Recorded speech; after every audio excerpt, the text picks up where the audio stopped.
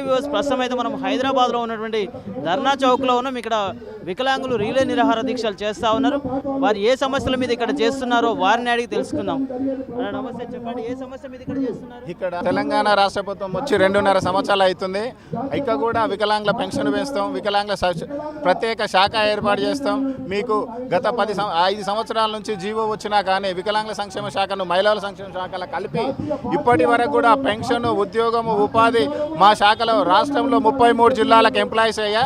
ఈ 64 మంది మాత్రమే ఈ వికలాంగుల సంక్షేమంలో పనిచేస్తారు. సుమారు రాష్ట్రంలో 20 లక్షల మంది వికలాంగులకు 64 మంది రాష్ట్రం నుంచి 33 జిల్లాల సౌకర్యాలు ఏ విధంగా వాళ్ళ మంచి చెడులు బాగోగులు వికలాంగులను ఈ రాష్ట్ర ప్రభుత్వం ముఖ్యమంత్రి గారు ముఖ్యమంత్రి ఉన్నాడు.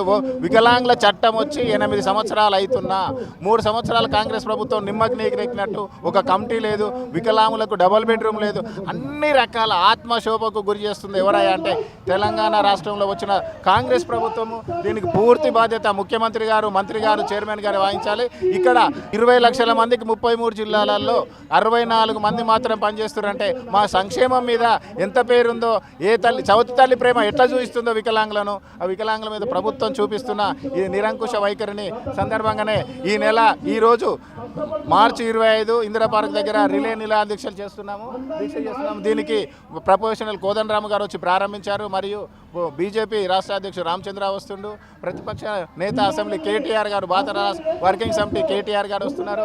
ఇక్కడ అందరూ మాకు అనుకూలంగా ప్రజా సంఘాలు, ప్రజానాయకులు వికలాంగులకు జరుగుతున్న అన్యాయాన్ని నిన్న అసెంబ్లీలో కూడా ఈరోజు ప్రభుత్వాన్ని మీరు అడుగుతున్నటువంటి డిమాండ్ పరిష్కరించకపోతే తదుపరి కార్యాచరణ ఏ విధంగా ఉండబోతుంది? ఇది మేము అసెంబ్లీని ముట్టడిస్తాం, సెక్రటరేట్ ముట్టడిస్తాం, ముఖ్యమంత్రి ఇల్లు కూడా ముట్టడించడానికి మరో తెలంగాణ ఉద్యమం కంటే వికలాంగుల ఉద్యమం జిల్లా ఈ రోజు కనుక ఈ నెల 31 లోపు వికలాంగుల సమస్యలను ముఖ్యమంత్రి గారు అసెంబ్లీలో ప్రకటించకపోతే రాబోయే కాలాలలో జిల్లాలలో మండలాలలో అన్ని రకాల ఉద్యమం చేసి మరో తెలంగాణ ఉద్యమం చేస్తామని చెప్పి హెచ్చరిస్తున్నాం. ఇప్పుడు ఒకటి ప్రస్తుతం ఇక్కడ మనం చూస్తూ ఉన్నాం కదా, దివ్యాంగుల యొక్క బాకీ కార్డు అని చెప్పి మీరు జేబులోకి పెట్టుకుంటా ఉన్నారు. దీనికి అసలు ఏ రకంగా ఇది ఎవరిచ్చారు, ఎందుకు పెట్టుకున్నారు? ముఖ్యమంత్రి గారు నవంబర్లో ఎలక్షన్లు జరిగినాయి కదా, నవంబర్లో ఓటేయండి, డిసెంబర్లో మీ పెన్షన్ తీసుకోండి అన్నాడు. ఇప్పటికి 2.5 సంవత్సరాలు అవుతుంది. కాబట్టి నెలకు ఇచ్చే పద్ధతి ప్రకారమే మాకు ప్రతి వికలాంగునికి ముఖ్యమంత్రి గారు 60,000 బాకీ ఉన్నాడు. ఆయన ప్రమాణ స్వీకారం చేసిన కాడ నుంచి ఈ రోజు వరకు ఒక్కొక్క వికలాంగునికి ముఖ్యమంత్రి 60,000 అప్పు ఉన్నాడు. అప్పు అదే ముఖ్యమంత్రి గారు ప్రకటించిండు. అందుకే ఆయన విషయమే ఆయనకే చెప్తున్నాం. అన్న, నా పేరు చంద్రశేఖర్ యాదవ్ అన్న, visually challenged Osman university disable JAC లీడర్ని. తెలంగాణ ప్రజాప్రభుత్వం అధికారంలో రాకముందు వికలాంగులకి ఆర్పీడబ్ల్యూడీ యాక్ట్ 2016 ప్రకారము 21 రకాలు కలిగినటువంటి దివ్యాంగులకి అన్ని హక్కులను కల్పిస్తాము. వాళ్ళ ఆత్మగౌరవంతో, ఆత్మవిశ్వాసంతో బతకాలి. వికలాంగుల సంక్షేమంతోనే మా ప్రజాప్రభుత్వం ముందడికి పోతుంది. వికలాంగుల సంక్షేమం తర్వాతనే ఎస్సీ, ఎస్టీ, మైనార్టీ, బీసీల వర్గాల, సంపన్న వర్గాల సంక్షేమం అన్నారు. అదేవిధంగా ఒక మరుగుజ్జు అమ్మాయికి, రజనీ అన్న అమ్మాయికి అవుట్ సోర్సింగ్ ఉద్యోగం ఇచ్చి ఇలా వికలాంగుని ఆ రోజు నుంచే మోసం చేస్తా ఉన్నాడు. మొదటి సంతకం వికలాంగుల ఫైల్ మీద పెడతాం, వికలాంగ సంక్షేమమే మా ప్రజాప్రభుత్వం ధ్యేయం అని చెప్పారు. కానీ ఇలా వికలాంగుల సంక్షేమమే కాదు, వికలాంగులను ఆ రోజు నుంచే మోసపూరితంగా చేస్తూ ఉన్నాడు. అదేవిధంగా కాంగ్రెస్ ప్రజాప్రభుత్వం అధికారంలోకి వచ్చినాక 2024 డిఎస్సి రిక్రూట్మెంట్ చేసిందన్న. 2024 డిఎస్సిలో ప్రత్యేక అవసరాలు గల దివ్యాంగ విద్యార్థులకి స్పెషల్గా శిక్షణ పొందినటువంటి టీచర్లను నియమించాలి. 1523 పోస్టుల్లో 796 ఎగ్జిట్ 100% నింపారు. అదేవిధంగా స్కూల్ అసిస్టెంట్ 727, అది స్కూల్ అసిస్టెంట్ ఉంటే అందులో 507 ప్రమోషన్ కింద తీశారు. కానీ తెలంగాణ వచ్చినప్పటి నుంచి మొదటి నోటిఫికేషన్ ఏ ఒక్కరు కూడా ప్రమోషన్కి ఎలిజిబుల్ లేరు. కానీ ఇలా 507 పక్కన పెట్టి 220 రిక్రూట్మెంట్ చేయడం వల్ల దాదాపుగా 7,000 మంది ప్రత్యేక అవసరాల దివ్యాంగ పిల్లలకు ఇలా విద్యకు దూరం అవుతా ఉన్నారు. ప్రజాప్రభుత్వంలో వికలాంగులు విద్యకు దూరం చేస్తూ ఉన్నారు, ఉపాధికి దూరం చేస్తూ ఉన్నారు, ఉద్యోగాలకు దూరం చేస్తూ ఉన్నారు. కానీ మా హక్కులను కాపాడుకునే దిశగా మేము ప్రయత్నం చేస్తూ ఉన్నాం. ఇలా పెద్ద ఎత్తున ఇందిరా పార్క్ ధర్నా చౌక్ వేదికగా రిలే నిరాహార దీక్ష చేసినాం. అదేవిధంగా అందులోకి చూపులేనటువంటి బ్లైండ్స్కి ఆడియో లైబ్రరీ ఏర్పాటు చేస్తా ఉన్నాడు. అదేవిధంగా బ్రైలీ లిపి లైబ్రరీ గ్రంథాలయం చేస్తూ ఒకటో తరగతి కేజీ టు పీజీ వరకు బ్రైలీ పుస్తకాలను బ్రైలీ ఆడియో మెటీరియల్ ఇస్తామని చెప్పేసి, కానీ ఇప్పటి వరకు కూడా బ్రైలీ పుస్తకాలు ఒకటో తరగతి నుంచి 10వ తరగతి వరకు మాత్రమే ఉన్నాయి. అదేవిధంగా ఒక కాంపిటేటివ్ బుక్ రికార్డ్ చేయించుకోవాలన్నా కూడా బ్రైలీ బుక్ చేయాలనుకున్నా కూడా మినిమం 7 నుంచి 10,000 రూపాయలు ఇలా వెచ్చించాల్సి వస్తుంది ఒక బుక్ చేయించుకోవాలంటే. అంటే మేము నిరుపేదలము, నిరుద్యోగులుగా ఉన్నాము, విద్యా వ్యవస్థను కుంటుపడే పరిస్థితి ఇలా కాంగ్రెస్ ప్రజాప్రభుత్వం చేస్తూ ఉంది. ఎవడి పాలయ్యిందిరో తెలంగాణ ఆనాడు పాడుకున్నాం. సబ్బండ వర్గాలు ఇలా సకల జిల్లా నుంచి ఇలా తెలంగాణ సాధన వరకు కూడా మా దివ్యాంగుల పాత్ర ఎంతో ఉంది. ఇలా వికలాంగులు కూడా కొన్ని కోర్సులకు ఎలిజిబుల్ కాదని చెప్తారు. ఇలా 2 పీజీలు చేశాను నేను, ఎంఏ జర్నలిజం, ఎంఏ ఆర్కెళ్ళి చదువుతూ ఉన్నా. అదేవిధంగా మా అన్న వాళ్ళు ఎంబీఏ చేసినారు, బిఎడ్, ఎంఏడ్, ఎంఫిల్, పిహెచ్డి. అంటే ఇలా ఫ్లోర్ వర్కరు సరిగ్గా నడవలేనటువంటి ఇలా ఉస్మానియా యూనివర్సిటీ కానీ, సెంట్రల్ యూనివర్సిటీ కానీ, ఇలా యూనివర్సిటీ మెట్లెక్కలేని వాళ్ళు కూడా పీజీలు, పిహెచ్డీలు చేసి ఇలా అన్నమో రామచంద్రాన్ని దయనీయమైన పరిస్థితిలో ఉన్నారు. అయ్యా రేవంత్ రెడ్డి గారు, మీరు ఇచ్చిన హామీలను నెరవేర్చకపోతే మిమ్మల్ని గద్దెదిస్తాము. గద్దెదించడం కాదు, కాంగ్రెస్ పార్టీ కూడా జీవితంలో ఇలా తెలంగాణ రాష్ట్రంలో అధికారంలోకి రాదు. తక్షణమే స్పెషల్ డ్రైవ్ రిక్రూట్మెంటు, అదేవిధంగా ప్రత్యేక అవసరాల దివ్యాంగ విద్యార్థులకు సరైన విద్య అందిస్తూ, అదేవిధంగా మీరు ఇచ్చినటువంటి ఏదైతే పెన్షన్ ఉందో పెన్షన్ ఇవ్వాలి. ఉచిత బస్సు సౌకర్యము తీసుకొచ్చారు. మహాలక్ష్మిలో ఇలా బ్లైండ్స్ బస్ ఎక్కిన, ఆర్థోపెడిక్ బస్ ఎక్కిన మా దివ్యాంగులు 21 రకాల వైకల్యాలు ఉన్నోళ్ళు బస్ ఎక్కితే మా సీటు కూడా మాకు ఏం దయనీయ పరిస్థితి. ఇలా సీనియర్ సిటిజన్ 1 సీటు, వికలాంగులకు 1 సీటు. మా సీట్ ఎక్కితే ఎవరివా నువ్వు, మాకు మహాలక్ష్మి ఫ్రీ బస్సు ఉంది, మేము బాధ్యతతో కూర్చుంటామని బస్సు ఎక్కలేని దయనీయ పరిస్థితిలో ఉన్నాం. ఇంత దౌర్భాగ్యమైన పరిస్థితి. అసలు మార్పు కావాలి, కాంగ్రెస్ వస్తే మార్పు వస్తుందని అనుకున్నాం, కానీ మార్పు కాదు.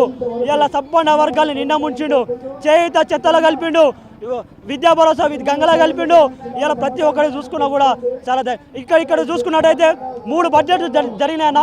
3 బడ్జెట్లలో కూడా ఏ ఒక్క బడ్జెట్లో కూడా మా సంక్షేమానికి నిధులు పెట్టలేదు. నా పేరు నరేష్ అండి. నరేష్, మాది నేను ఎస్సీ వికలాంగునే. అయితే ఏమైందంటే పింఛను ఇంతవరకు 6,000 ఇస్తా అని 6,000 లేవు. ఇల్లుగా ఇందిరమ్మ ఇండ్లు అన్నాడు, ఇల్లు లేవు. బస్సులలో ఆర్టీసీ బస్సులలో ఫ్రీ అన్నాడు, అది ఫ్రీ లేదు. ఈ మహిళలు బస్సు ఎక్కితే మేము మొదటనే ఎక్కినాం, ఇక్కడ మీకు ఎక్కడ సీట్ అని, ఆ సీట్లో కూడా మా సీట్లు కూడా మాకు ఇచ్చే సూచన లేదు. నేను ఇప్పుడు ఒక 6 నెలల నుంచి ఇక్కడ 3 సంవత్సరాల నుండి హైదరాబాద్ ఉండబట్టి, ఇంత ముందుకు 2023 3వ తారీఖు 9వ నెల 23 నుంచి ఇక్కడనే ఉంటున్నాను. నేను ప్రజెంట్ నేను ఆర్టీసీ అవుట్ సోర్సింగ్లో చేస్తున్నాను ఆర్టీసీలో. అయితే మా డీవీఎం అని హైతనార్ డీవీఎం మాధవీలత అనేట ఆమె నల్గొండ నుంచి డిప్యూటీ ఆర్ఎం డీవీఎంగా వచ్చి ఒకరోజు పాయింట్ మీదకి వచ్చి చూసి, వికలాంగులను అవుట్ సోర్సింగ్లో వద్దు, బస్ స్టాప్లో మీరు డిపార్ట్మెంట్ కాదు, మీరు ఉంటే ఇబ్బంది, ఏమన్నా బస్సు డ్రైవర్లు వచ్చి కూర్చుతే ఏమన్నా అయితే మా బాధ్యత కాదు అని ఎమ్మటే డిఎంకు ఆర్డర్ ఇచ్చేస్తే డిఎం గారు చెప్పిండు, బాబు నువ్వు వద్దంటరా అంటే, ఎందుకు సార్ ఎందుకు వద్దు, నీ మంచిగా అనౌన్స్మెంట్ చెప్తాను నేను, మైక్ అనౌన్స్మెంట్ ఉప్పలేక్స్ రోడ్డు బన్నగూడ డిపో నుంచి అది చేస్తే ఇట్లా వద్దని చెప్తే నేను ఏమో ఎట్లా బతకాలి మేడం, నేను నాకు వచ్చే 10,000గా మీరు వద్దంటారుగా మేడం అంటే ఏం చేయాలంటే, నాది ఏం లేదు, డిఎంని అడిగినా, సిఐని అడిగినా, ఎవరిని అడిగినా పట్టించుకోలేదు. లాస్ట్ మేడం కాడికి పోతే ఆమె ఏమన్నా, మేడం నాకు చిన్న పిల్లగాలి మేడం, నేను బతకలేను మేడం, నేను ఇప్పుడు 3 సంవత్సరాల నుంచి చేస్తున్నా, మరి ఎట్లా బతకాలి మేడం అంటే, నాకేమేరక మీ డిఎం గారు కదా, డిఎం అని అడుగుతున్నావు. ఆర్టీసీ అవుట్ సోర్సింగ్లా ఎన్ని సంవత్సరాలుగా ఉద్యోగం చేస్తున్నారు? 2023 నుంచి ప్రజెంట్ మొన్న 27 దాకా చేసినాం. మన అంటే ఇప్పుడు 6 నెలలు అవుతుంది బంద్ అయ్యి. అనౌన్స్మెంట్, మైక్ అనౌన్స్మెంట్, బస్సులో పలానా బస్సు వస్తుంది, ఆ బస్సు ఈ బస్సు వచ్చింది అని మైక్ కూర్చొని చెప్పేది. మైకు అది డివిజనల్ మేనేజర్ వచ్చింది, కలెక్టర్ చెప్పి, నేను మన మంత్రి గారికి కూడా పోయినా, పొన్నం ప్రభాకర్ సార్ గారికి కూడా పోయినా. పొన్నం ప్రభాకర్ గారికి పోతే ఆయన పిఏకి చెప్పిండు, ఆ పిఏ సెక్రటరియట్కి పోతే ఆయన కూడా ఏం పట్టించుకోలేదు. మేము ఇక్కడ హైదరాబాద్లో ఉంటాము, మాది నల్గొండ డిస్టిక్. ఎలాంటి ఉపాధి లేక హైదరాబాద్లో చిన్న ఉపాధి అంటే మా పల్లెటూరు, అక్కడ ఏం చేసుకోవడానికి మాకు ఏం పని ఉండదు. ఏదైనా పని చేసుకుందామంటే హైదరాబాద్కి వచ్చాము. హైదరాబాద్ వచ్చి ఇక్కడే ఉండి చిన్న పనులు చేసుకుంటున్నాం. అయితే ఇప్పుడు ఇంతకుముందుకు ఇంతకుముందు టీఆర్ఎస్ ప్రభుత్వం ఉన్నప్పుడు అంతే ఉంది. ఇప్పుడు కాంగ్రెస్ ప్రభుత్వం వచ్చినప్పుడు మా దాంట్లో ఒక అమ్మాయికి జాబ్ ఇచ్చారు. జాబ్ ఇచ్చినప్పుడు అయితే వికలాంగులకు జాబ్ ఇచ్చారు. అయితే జాబ్ ఆమెకి ఇవ్వగానే మాకు సంతోషం అనిపించింది. అబ్బాయి రేవంత్ గారు, ఈ సీఎం గారికి మా మీద కొంచెం అవగాహన ఉంది, మా బతుకు కూడా కొద్దిగా మంచిగా అవుతుంది, మేము అంతే ఆనందపడ్డాం. అయితే అప్పటి నుంచి ఉన్నాం. ఇప్పుడు సీఎం గారు వచ్చి 2.5 సంవత్సరాలు అవుతుంది. 2.5 సంవత్సరాల నుంచి మా గురించి ఏం పట్టించుకోవడం లేదు. చూసినాం. అయితే ఇంతకుముందు కొన్ని ఆశలు పెట్టుకున్నాం ఆయన గురించి. అంటే ఇంకా మా బతుకులు బారుతాయి, మాకు కూడా మా మీద కూడా కొంచెం దయ ఉంది అని చూసాము. చూసి ఇక ఓపిక నశించింది. అయితే మేము ఉన్నాం ఇట్లా మాకేమైనా కొన్ని ఏం ఆశ లేవు, మాకు అలాంటి ఆశలు అంటే లేవు. ఆయన చెప్పిన ఆశలే, ఆయన కొన్ని మేనిఫెస్టో పెట్టాడు, అవే రిలీజ్ చేయమంటున్నాం. మాకు ఫస్ట్ 4,000 ఇస్తున్నారు, 4,000 నుంచి 6,000 చేస్తున్నారు. 6,000 ఇంతవరకు లేవు. మేము ఏం ఉపాధి లేదు. చదువుకున్న వాళ్ళకి జాబులు ఇవ్వమన్నాం. చదువుకున్న వాళ్ళకి కొంతమంది ఉంటారు, వాళ్ళకి ఏదైనా ఉపాధి ఇవ్వమన్నాం. ఉపాధి ఇస్తే మేము ఏదైనా ఒకటి చిన్న షాపు ఏదో ఒకటి చేసుకుంటాం. కొన్ని చిన్న కొన్ని సెంటర్లో జాబులు ఉంటాయి, చేసుకునే పనులు ఉంటాయి, ఆ పనులు కూడా చేసుకోవాలనుకుంటాం. మేము ఉన్నాం ఇట్లా, మా ఫ్యామిలీ ఉంది, మా ఫ్యామిలీలో సేమ్ ఇట్లా ఉంటాం. మేము ఏం చేసి బతకాలి, మాకంటే ఏమి ఉపాధి లేదు. సార్ కొంచెం ఆసన ఇప్పుడు మేము ఎక్కువ ఏం ఆడుతున్నాం, ఉచిత బస్సులు ఆడుతున్నాం. ఉచిత బస్సులు మేము మహిళలకు అట్టాగా ఇచ్చింది, వాళ్ళ దాంట్లో ఒక 1%. వాళ్ళు అంతమంది ఎక్కుతారు, మేము ఒక్కలో ఇద్దరం ఎక్కుతాం బస్కి. మాకు ఉచిత బస్సు ఇవ్వని అడుగుతున్నాం, ఏదైనా చేసుకోవడానికి పని అడుగుతున్నాం. అంతే, మేము ఎక్కువ ఏం అడుగుతున్నాం కదా. 6,000 పెంచానంటే అంటే మాకు ఏదైనా ఆసరా అవుతుంది. ప్రభుత్వంలో అన్నింటికి రేట్లు పెరిగినాయి. ఏదైనా నూనె ప్యాకెట్ కొనాలన్నా ఏదైనా కొనాలన్నా కూడా విపరీతమైన రేట్లు. ఇల్లు కిరాయి కట్టుకోవాలి. 4,000 పెంచి మాకు ఏం సరిపోతాయి. నా పేరు రాజయ్య, బాలనగర్. పింఛన్లు పెంచాలని, బ్యాక్లాగ్ పోస్టులు పెంచాలని, ఇవ్వాలని, బస్ పాసులు ఫ్రీ ఇవ్వాలని. ఇండ్లు ఇల్లు కూడా ఇవ్వాలి. ఇస్తా అని చెప్పి ఇస్తా అంటుంది కానీ ఇస్తాను ఇళ్ళ గురించి అప్లికేషన్ పెట్టుకోరంటారు, పెట్టిన చెత్తకుండా పడేస్తారు పేపర్లు. ఇస్తాను ఇల్లు కూడా ఇవ్వాలి. ప్రస్తుతం ఇందిరమ్మ ఇండ్లు ఇస్తున్నారు కదా, ఆ ఇండ్లు మీకేమైనా ఇస్తున్నారా? మాకేమి ఇస్తారు అది ల్యాండ్ ఖాళీ ఉన్న వాళ్ళకే ఇస్తారు. మాకు ఇక్కడ హైదరాబాద్లో ఖాళీ లేవు, మాకు ఇవ్వాలి. దివ్యాంగులకు మీకు ప్రస్తుతం అయితే ప్రధానంగా ఏమేమి డిమాండ్లు ఉన్నాయి, మీరు ఏ డిమాండ్లు కోరుతున్నారు? పింఛన్ల గురించి, బస్ పాసుల గురించి, బ్యాక్లాగ్ పోస్టుల గురించి, నిరుద్యోగుల జాబ్ల గురించి, వాటి గురించి చెప్పాలి అనుకుంటున్నాం. ఈ విషయాల పట్ల ఎప్పుడైనా మంత్రులకు కానీ ఎమ్మెల్యేలకు కానీ తెలిపిరా మరి ఈ విషయం పైన? చెప్పినా కానీ ఎవరు పట్టించుకోలేదు. చేస్తామంటే చేస్తలేరు వాళ్ళు. ఒకవేళ మీ సమస్యల మీద ఇప్పుడు ఇలా రీలే దీక్షలు చేస్తున్నారు కదా, ఒకవేళ మీ సమస్యలు పరిష్కారం కాకపోతే దీనిపైన మీరు ఎలాంటి కార్యాచరణ మొదలు పెడతారు?